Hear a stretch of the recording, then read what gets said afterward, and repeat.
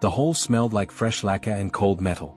It was winter in Beijing, and the 2019 Asia-Pacific Tactical Defense Summit had drawn every major military mind from Seoul to Jakarta. Cameras flashed, translators whispered into headsets, generals compared medals quietly, pretending not to size one another up. But when the Philippine delegation walked in, something shifted. They weren't the tallest. They weren't the heaviest. They certainly weren't the most decorated.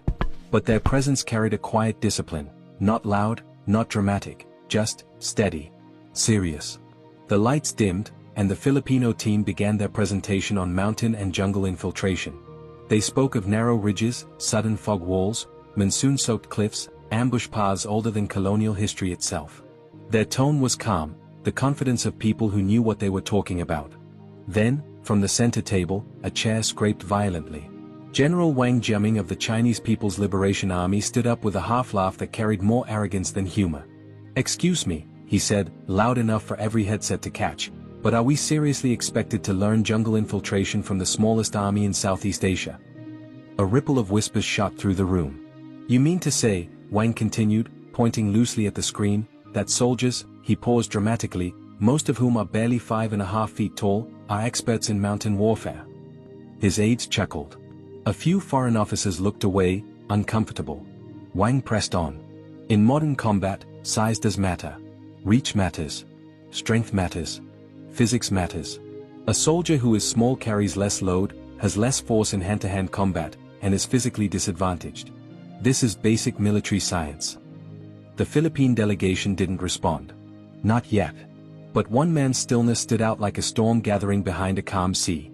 Colonel Ramon Mon Santos. Tall? No. Bulky?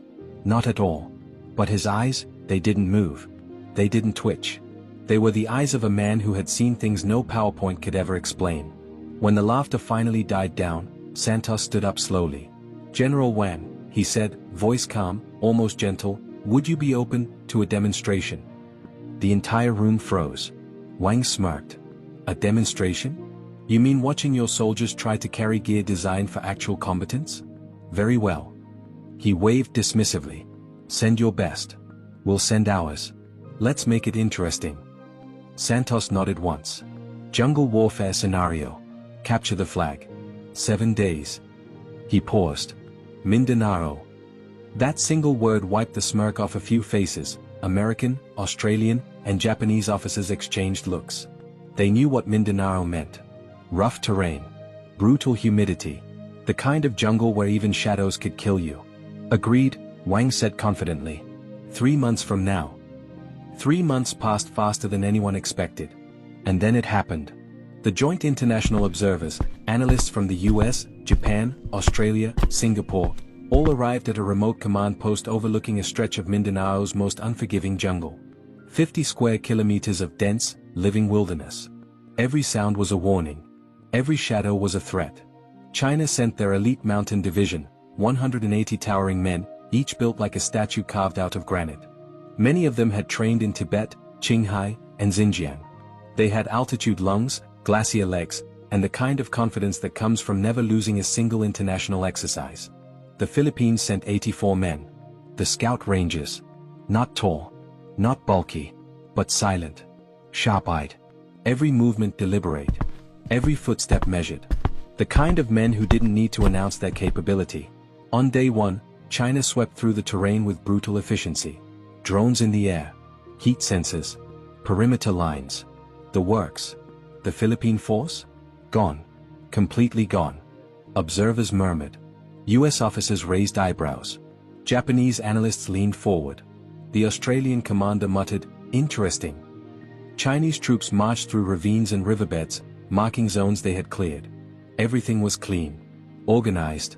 Military textbook perfection. But by sundown, something strange happened. Their supply drops? Missing. Their communication lines? Interference. Their motion sensors? Triggered constantly, with no one there. And every night, strange whistles echoed across the trees.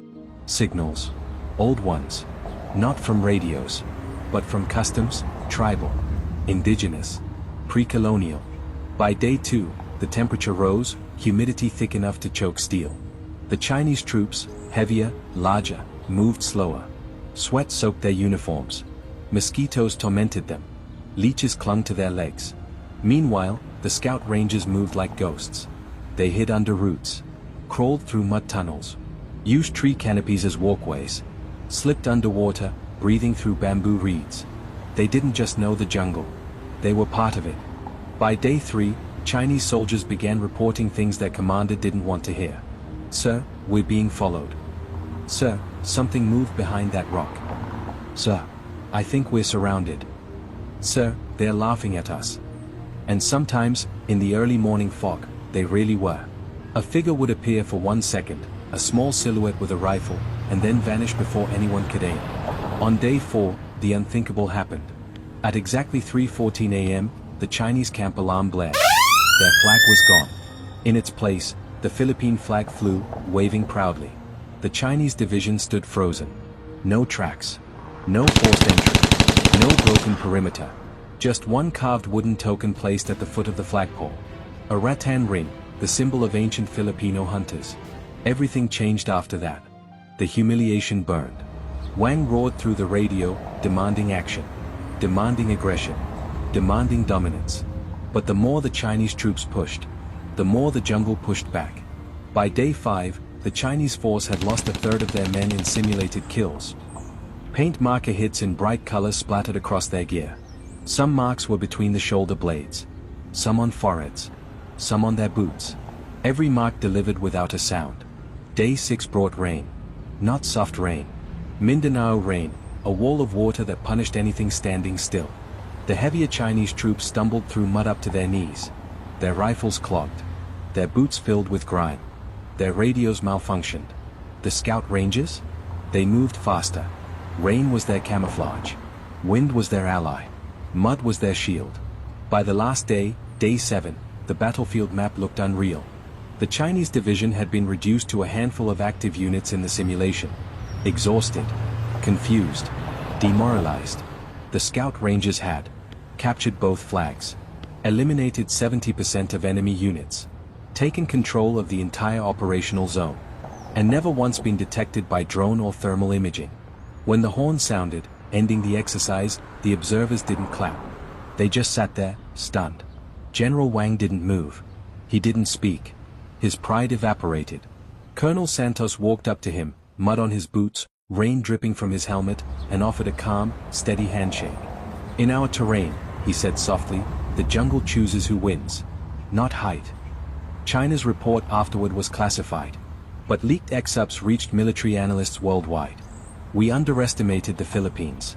The Scout Rangers possess a form of warfare mastery that modern doctrine has ignored. Physical size has no measurable advantage in dense jungle terrain.